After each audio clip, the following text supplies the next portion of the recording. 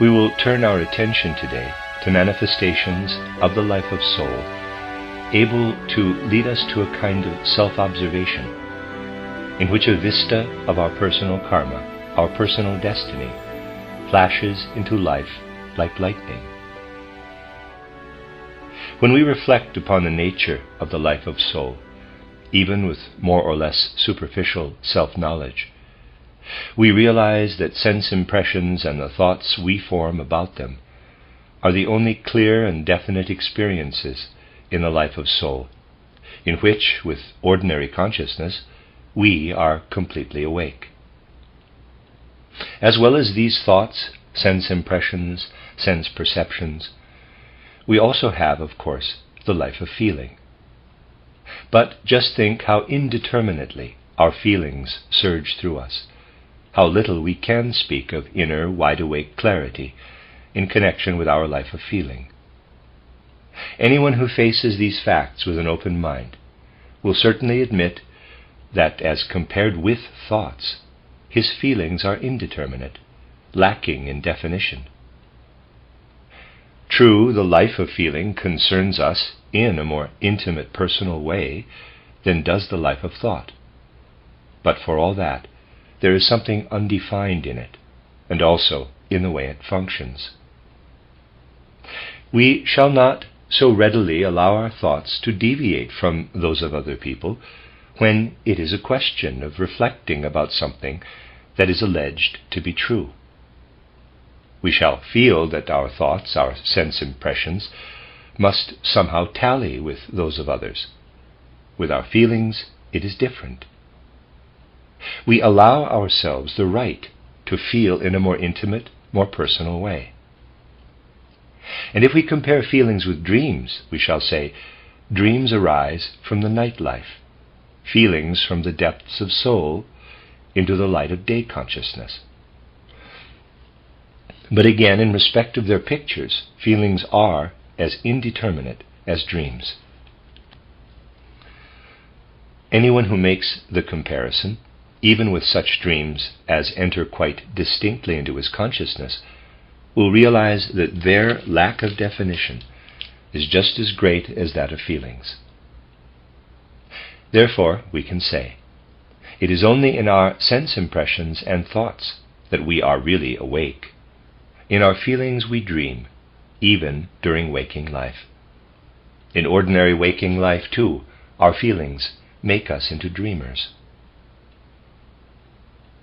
And still more so the will. When we say, now I am going to do this or that, how much of the subsequent process is actually in our consciousness? Suppose I want to take hold of something. The mental picture comes first, then this picture completely fades away, and in my ordinary consciousness, I know nothing of how the impulse contained in the I want finds its way into my nerves, into my muscles, into my bones. When I conceive the idea, I want to get hold of the clock, does my ordinary consciousness know anything at all of how this impulse penetrates into my arm, which then reaches out for the clock? It is only through another sense impression, another mental picture, that I perceive what has actually happened. With my ordinary consciousness, I sleep through what has happened intermediately. Just as in the night I sleep through what I experience in the spiritual world. I am as unconscious of the one as of the other. In waking life, therefore, there are three different and distinct states of consciousness. In the activity of thinking, we are awake, completely awake. In the activity of feeling, we dream. In the activity of willing, we are asleep. We are in a state of perpetual sleep as far as the essential core of the will is concerned, for it lies deep, deep down in the region of the subconscious. Now, there is something that in waking life, too, is always rising up from the depths of the soul, namely remembrance, memory. When we contact immediate reality, we have thoughts. This immediate reality makes a definite impression upon us. But the past of this earthly life plays all the time into present reality in the form of thoughts and memories, of recollected thoughts. As you know, these recollected thoughts are much dimmer, much less distinct than the impressions of present reality. Nevertheless, they do well up and make their way into ordinary waking life. And when we give memory free play, letting it recall all that we have passed through in life, we realize here is our own life of soul rising up once again. We feel that in this earthly life we are that which we can remember. Think only what becomes of a man who cannot remember some period of his life, whose memory of that period is completely obliterated. We may come across such cases, and I will give you just one example. There was a man in a respectable position who, while his life was pursuing its normal course, remembered his past, what he had done in childhood and during his education, what he had experienced as a student, and then in his profession. But one day his memory was suddenly blotted out. He no longer knew who he was. I am telling you of an actual case. Strangely enough, it was not the reasoning faculty, not the mental grasp of immediate reality that failed. The memory was completely blotted out. The man no longer knew who he was as a boy, as a youth, as a grown-up. His mind could grasp only what was making an impression upon him at the moment. And because he no longer knew who he was in boyhood, youth, or maturity, he could not link his present with his past life. This was impossible from the moment his memory faded. A case like this makes it easy for us to realize just why we do one thing or another at a particular time. It is not because of the pressure of immediate circumstances, but because of certain experiences we have had in the past, primarily in the past of our earthly life. Just think of all that you might do or leave undone if memory played no part in your actions. Man is dependent upon memory to a far greater extent than he imagines.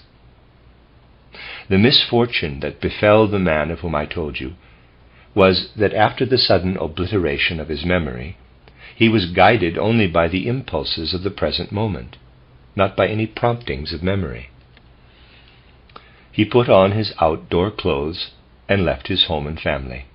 He was tied to them only through memory, and now this memory was blotted out. Impulses worked in him that had nothing whatever to do with memories of his family. His reason and intelligence remained. And so, because it would have been senseless to do these things while other people were there, he waited until they happened to be absent. He had lived with his family as a sensible, rational individual, but his memory had gone. He went to the railway station and took a ticket for a place a long way off. His mind was completely clear in a matter where reason came into play. He got into the train and went off. But the memory of what had happened, even the memory of having taken the ticket, was blotted out.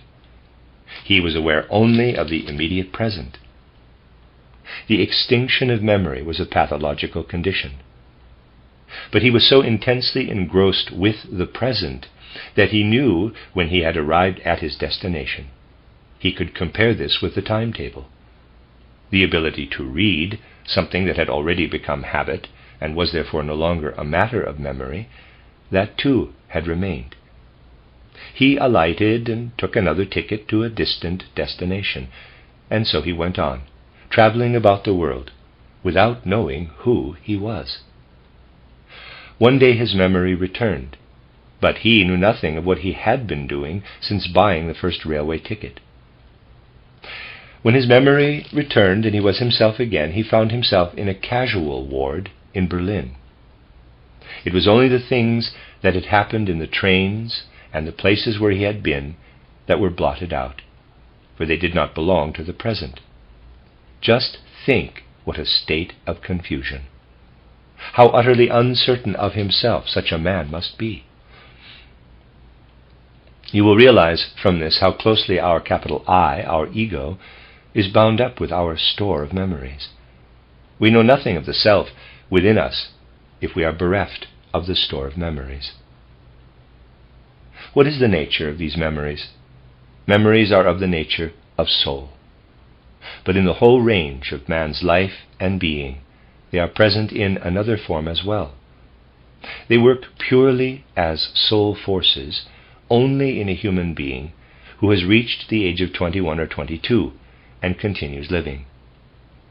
Before then, the memories do not work purely as forces of soul. We must be very conscious of what I have said in these lectures, namely, that during the first 7 years of earthly existence, our physical corporeality is an inheritance from our parents. At the change of teeth, it is not only the first milk teeth that are expelled, that is only the final act. The whole of the first body is discarded. We build up the second body, the body we bear until the onset of puberty, out of the soul and spirit we brought with us when we came down from the spiritual world to physical existence on the earth. But from birth until the change of teeth, we have received a host of impressions from the environment. Our being was absorbed in what flowed into us through having learned to speak. Think of all the wonders that stream into us together with the power of speech. Any unprejudiced observer will agree in this respect with a statement made by Jean Paul to the effect that he had learned more in the first 3 years of his life than in the 3 academic years. The meaning of this is clear. For even if the academic years are extended to 5 or 6, not presumably because one learns too much, but because one learns too little, even if this period is considerably extended, we learn only the merest trifle in comparison with what we assimilate during the first 3 years of life, and thereafter through the years following the first 3 until the change of teeth. After a certain time, all this remains in the form of hazy, indefinite memory. But just think how pale and indistinct are these memories of our first 7 years compared with the events of later life. Just try to make the comparison. The memories often seem to loom up like erratic boulders without any obvious connection. And why? What we take in during the first 7 years of life and what we take in later on have entirely different tasks to fulfill. What we take in during the first 7 years works with intense activity at the plastic molding of the brain, passes into the very organism. There's a great difference between the relatively undeveloped brain we possess when we come into earthly existence and the beautifully developed brain that is ours by the time of the change of teeth. And the result of this work penetrates from the brain into the whole of the rest of the body. This inner artist we bring with us from pre-earthly existence works in a most wonderful way upon our physical body during the first 7 years of life. It is miraculous to see the facial expressions, the look, the mobility of the features, the purposeful movements of arms and limbs beginning to appear in a child after the lack of definition characterizing early babyhood. We see how spirit begins to permeate the child's being and the impressions he absorbs. The way in which spirit permeates the child during the first 7 years of life is one of the most wonderful sights imaginable. When we observe how the physiognomy and gestures of the child develop from birth until the change of teeth, when we read and decipher it all, just as we decipher something in a book from the single letters, When we know how to connect the forms of the gestures and the facial expressions appearing in succession, just as we can connect the letters of a word and so read the word, then we are gazing at the workings of the brain which has been kindled into activity by the impressions received. These can form themselves only into sparse and scattered memories, because the plastic development of the brain and therewith of the physiognomy has primarily to be provided for. As life continues its course from the time of the change of teeth to the onset of puberty, the forces working in this way are more or less lost to sight. As I said, until the beginning of the 21st year, work continues upon the shaping and elaboration of the organism. But from the 7th year onward, this work is less concerned with the bodily nature, and still less from puberty until the beginning of the 20s. But something else comes to our help. If we have any aptitude for this kind of observation, and mellow it by contemplating the marvelous phenomenon of the child's physiognomy, which reveals itself month by month, year by year, in greater clarity, above all, if we can perceive what the child's gestures reveal, how the awkward, unskillful movements of the limbs turn, in a most wonderful way, into movements filled with intelligence and purpose, this sensitive perception can be deepened and finer organs of sense will develop. Then, when we have before us a child between the ages of 7 and 14, that is to say, between the second dentition and puberty, when the changes in the physiognomy and the gestures are less marked, and the development less obvious, it is possible through inner feeling, which has all the certainty of an eye of soul, EYE, to perceive how the child's development is proceeding in a more hidden way. And from this delicate, intimate observation of the bodily development of a child between the 7th and 14th years, there can arise the faculty to gaze into the life preceding the descent to earthly existence, the life between death and a new birth. These things must again be within our reach, enabling us to affirm of a child between the ages of 7 and 14. Around you there is not only the sense world of nature. In everything that is revealed in sense perceptions, in colors and forms, lives the Spirit. It is truly wonderful to see the Spirit becoming articulate in all things, and then, as it were, in a mirror image, to perceive a reflection of this in the way in which spirituality reveals itself more and more distinctly in the physiognomy of a child. If we feel this deeply and inwardly, and with a certain reverence make the experience a living power in the soul, then, as we observe the child between the ages of 7 and 14, this reverence will lead to an understanding of how the pre-earthly existence of a human being, between death and a new birth, works into him here on earth. And we shall feel that this bodily development is governed not by the forces of the earthly environment, but by the second physical organism, which we ourselves mold according to the model provided by the first. This can be of great importance in life.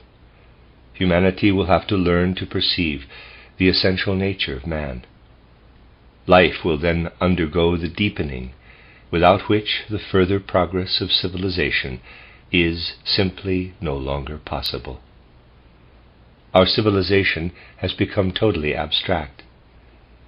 In our ordinary consciousness, we are no longer able to think in the real sense.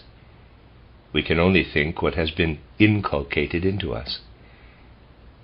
We are no longer capable of perceptions as delicate as those of which I have been speaking. Hence men today pass each other by in ignorance. They learn a great deal about animals, plants, minerals, but nothing whatever about the subtle, impalpable processes of the development of the human being. The whole life of soul must become more intimate, more delicate, purer, and then we shall again perceive something of the real nature of human development itself, and this will lead us eventually to a vista of pre-earthly existence.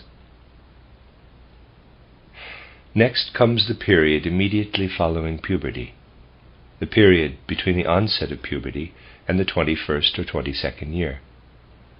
Just think of all that a human being reveals to us in this phase of his life. Even with our ordinary consciousness, we see evidence of a complete change in his life, but it takes a crude form.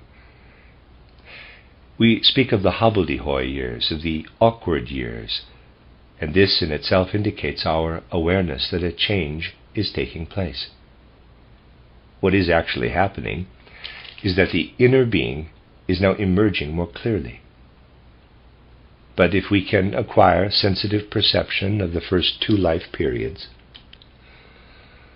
what emerges after puberty will appear as a, in quotes, second man, actually as a second man, who becomes visible through the physical man standing there before us.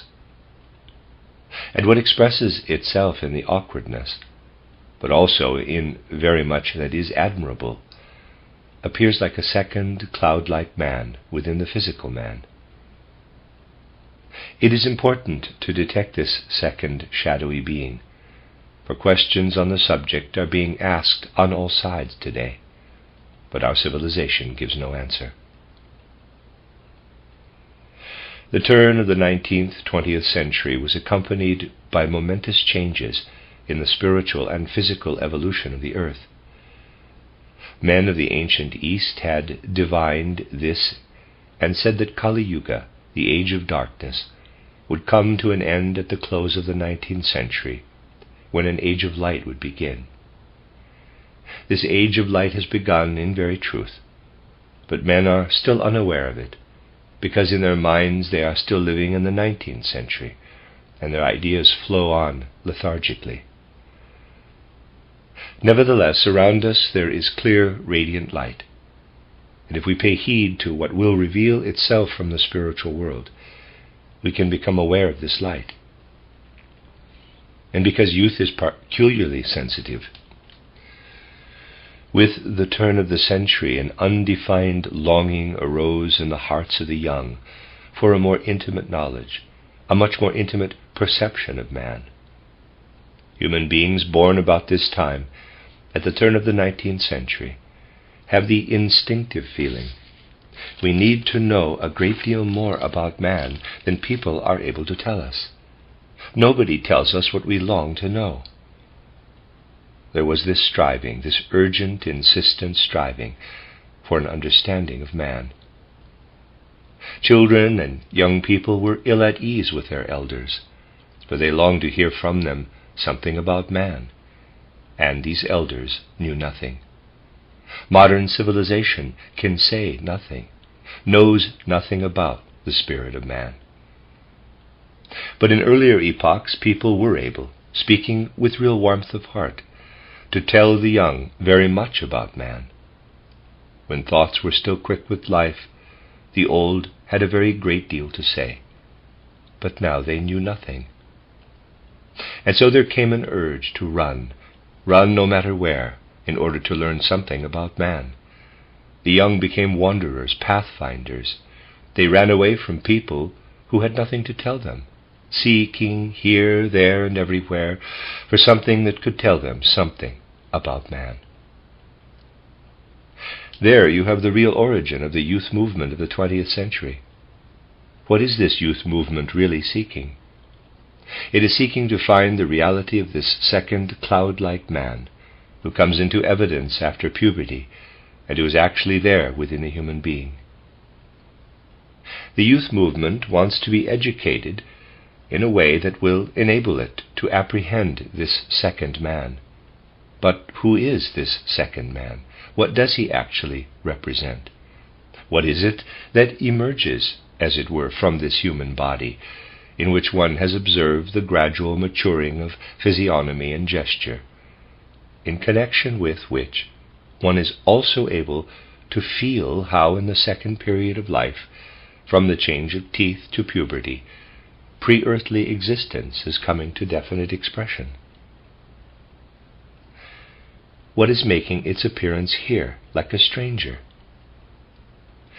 What is it that now comes forth when, after puberty, the human being begins to be conscious of his own freedom, when he turns to other individuals, seeking to form bonds with them out of an inner impulse which neither he nor the others can explain, but which underlies this very definite urge? Who is this second man? He is the being who lived in the earlier incarnation and is now making his way like a shadow into this present earthly life. From what breaks in upon human life so mysteriously at about the age of puberty, mankind will gradually learn to take account of karma. At the time of life, when a human being becomes capable of propagating his kind, impulses to which he gave expression in earlier earthly lives also make their appearance in him. But a great deal must happen in human hearts and feelings before there can be any clear recognition, any clear perception of what I have just been describing to you. Think of the great difference there is in the ordinary consciousness between self-love and love of others. People know well what self-love is, for every individual holds himself in high esteem. Of that there is no doubt. Self-love is present even in those who imagine that they are entirely free from it. There are very few indeed, and a close investigation of karma would be called for in such cases, who would dream of saying that they have no self-love in them. Love of others is rather more difficult to fathom. Such love may, of course, be absolutely genuine, but it is very often colored by an element of self-love. We may love another human being because he does something for us, because he is by our side. We love him for many reasons closely connected with self-love. Nevertheless, there is such a thing as selfless love, and it is within our reach. We can learn little by little to expel from love every vestige of self-interest, and then we come to know what it means to give ourselves to others in the true and real sense. It is from this self-giving, this giving of ourselves to others, this selfless love, that we can kindle the feeling that must arise if we are to glimpse earlier earthly lives. Suppose you are a person who was born, let us say, in the year 1881. You are alive now. Once upon a time, in an earlier earthly life, you were born, say, in the year 737 and died in 799. The man, personality B, is living now in the 19th, 20th century. Formerly, this personality, you yourself, lived in the 8th century. The two personalities are linked by the life stretching between death and a new birth. But before even so much as an inkling can come to you of the personality you lived in the 8th century, you must be capable of loving your own self exactly as if you were loving another human being. For although the being who lived in the 8th century is there within you, he is really a stranger, exactly as another person may be a stranger to you now. You must be able to relate yourself to your preceding incarnation in the way you relate yourself now to some other human being. Otherwise, no inkling of the earlier incarnation is possible. Neither will you be able to form an objective conception of what appears in a human being after puberty as a second shadowy man. But love that is truly selfless becomes a power of knowledge.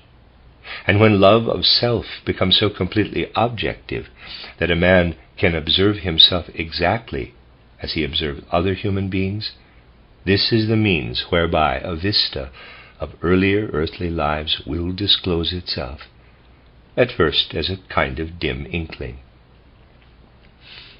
This experience must be combined with the kind of observation I have been describing, whereby we become aware of the essential fundamental nature of man.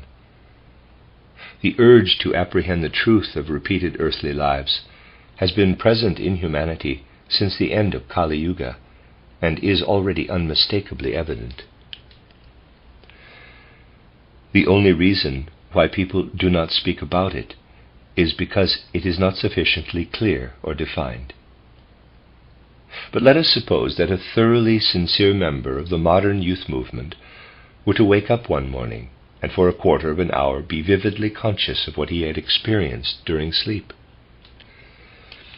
And suppose one were to ask him during this quarter of an hour, "What is it that you are really seeking?"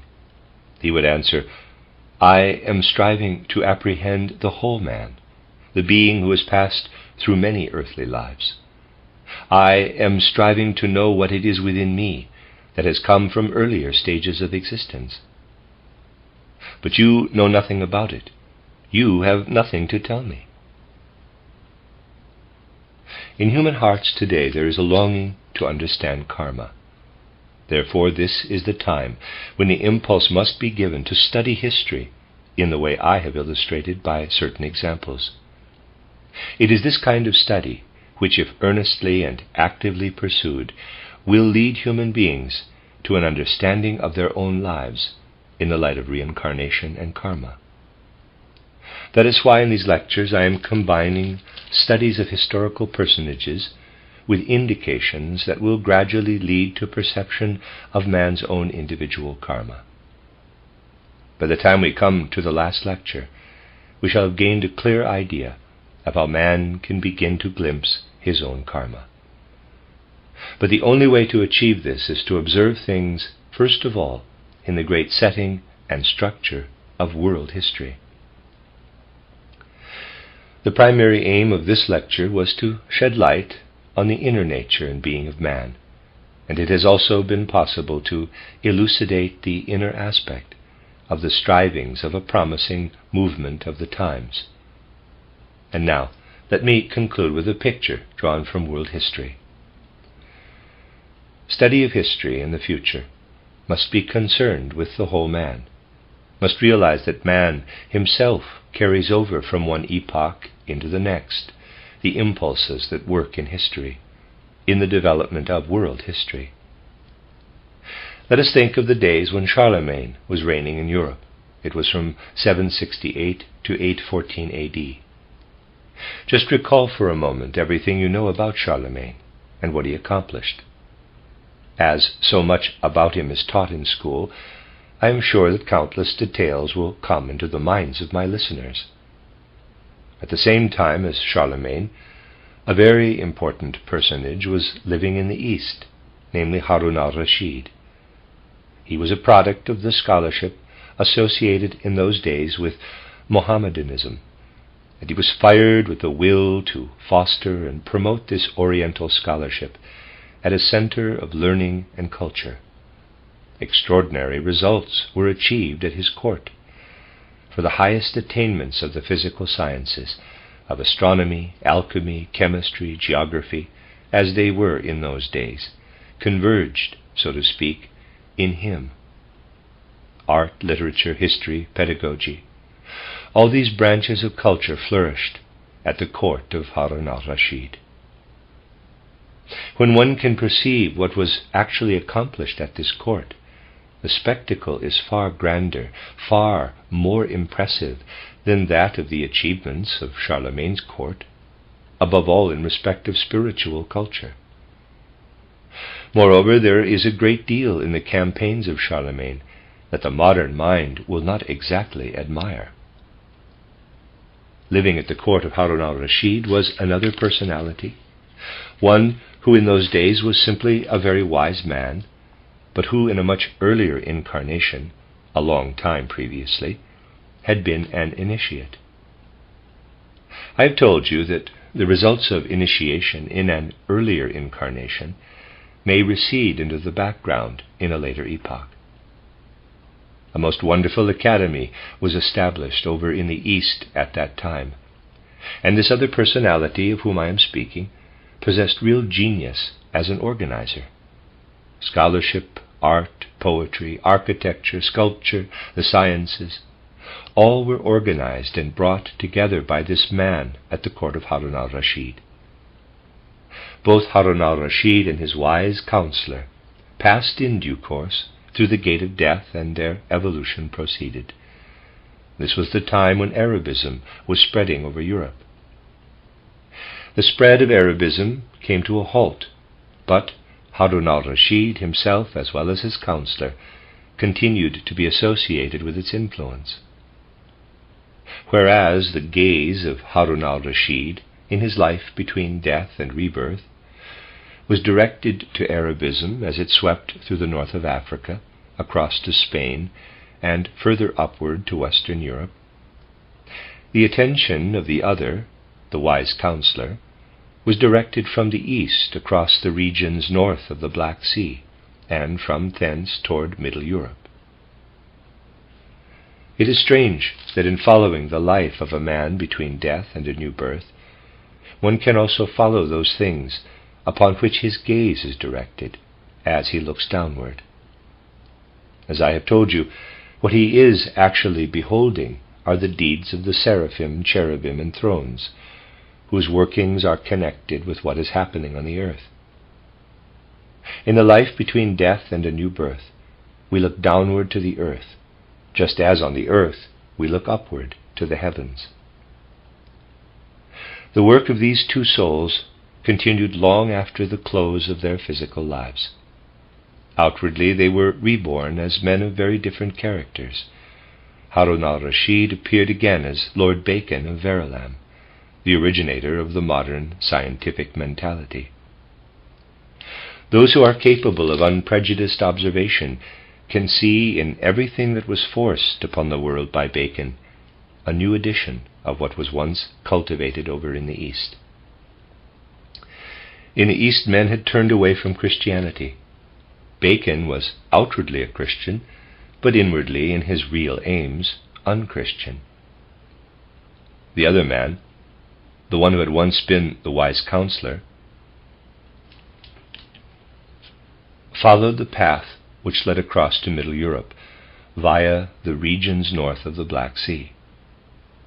It was he who, as Amos Comenius, brought Arabism over in a quite different form, a much deeper, more inward form than that in which it was introduced by Bacon, but who did nevertheless bear Arabism into the modern age.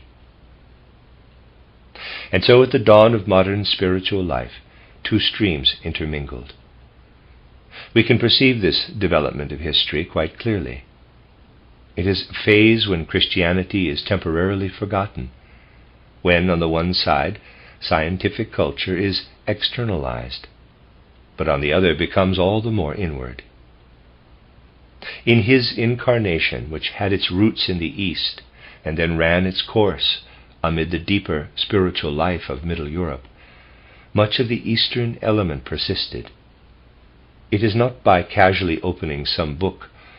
In a certain dialect there is an expression, oxen, to swat, and I can think of no other word at the moment, and then swatting up Bacon and Amos Comenius, that we can discern the inner evolution of the human race. We must rather begin to perceive how the development of the several epochs is brought about by men themselves, how the impulses are carried over from earlier into later times. Try for a moment to picture quite clearly what happened here. Christianity has spread, has taken a certain hold in the regions of Middle and Northern Europe, but through men like Bacon of Verulam, the reincarnated Harun al-Rashid, and Amos Comenius, the reincarnated counselor, something creeps in that is not genuine Christianity, but merges, nevertheless, with all that is working like so many spiritual streams in world evolution. Only in this way is it possible to grasp what is really happening and to understand the great world processes in which man is rooted.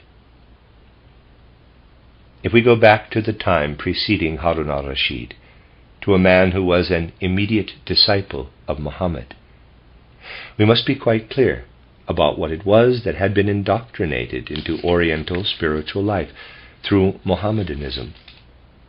Study of original Christianity reveals the deep significance of the fact that it has the Trinity.